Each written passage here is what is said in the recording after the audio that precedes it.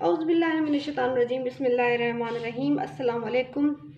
आज की इस वीडियो में मैं बात करना चाहूँगी प्रोटीन्स पर। तो जितना मुझे इल्म है, जितना मैं जानती हूँ, मैं चाहूँगी कि मैं आप सबके साथ शेयर करूँ। तो प्रोटीन जो हैं वो बेसिकली पॉलीमर्स हैं अमीनो एसिड मोनोमर्स की। हम इस चीज़ को इस तरह समझ सकते हैं कि एक दीवार में जो ईंट है वो है अमीनो एसिड और जो दीवार है वो है प्रोटीन। तकरीबन 20 अमीनो एसिड्स हैं जिनमें 9 को एसेंशियल अमीनो एसिड्स कहा जाता है। मतलब वो हमें डाइट में लेना लाजिम है। प्रोटीन की सूरत में वो हमारा जिस्म नहीं बना सकता, इसीलिए हमें अपनी डाइट में वो एसेंशियल अमीनो एसिड लेना लाजिम है प्रोटीन की सूरत में। अब आते हैं प्रोटीन्स पर। तो हमारे जिस्म में जो एंजाइम्स हैं, हार्मोन्स हैं और हेरिडिटी मटेरियल है, वो सब प्रोटीन है। उसके अलावा ऑल द कोगुलेशन फैक्टर वो भी प्रोटीन है। अब कोगुलेशन फैक्टर्स क्या हैं?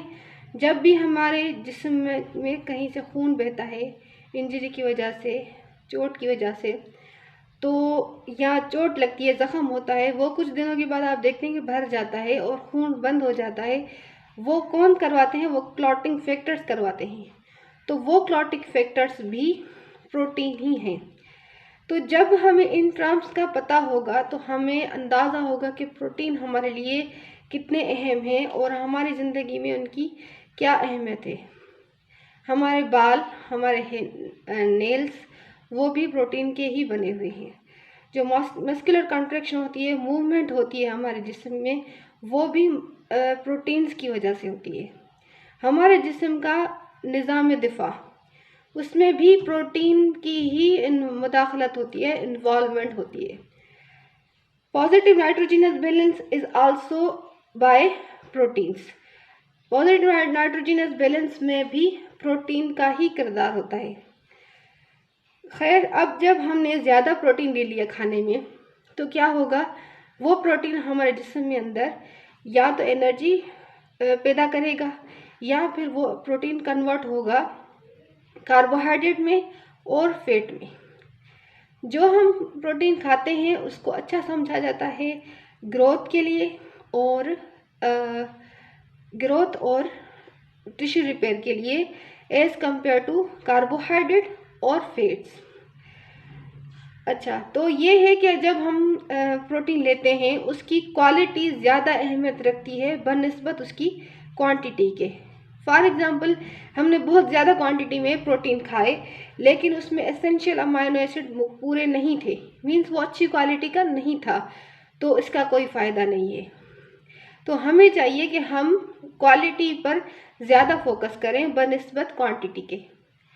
एनिमल जो प्रोटीन है, जो हम गोश्त खाते हैं, उसको अच्छा प्रोटीन, कंप्लीट प्रोटीन और या अच्छी क्वालिटी का प्रोटीन समझा जाता है क्योंकि उसमें सारे एसेंशियल अमीनो एसिड्स मौजूद होते हैं as compare to vegetable protein.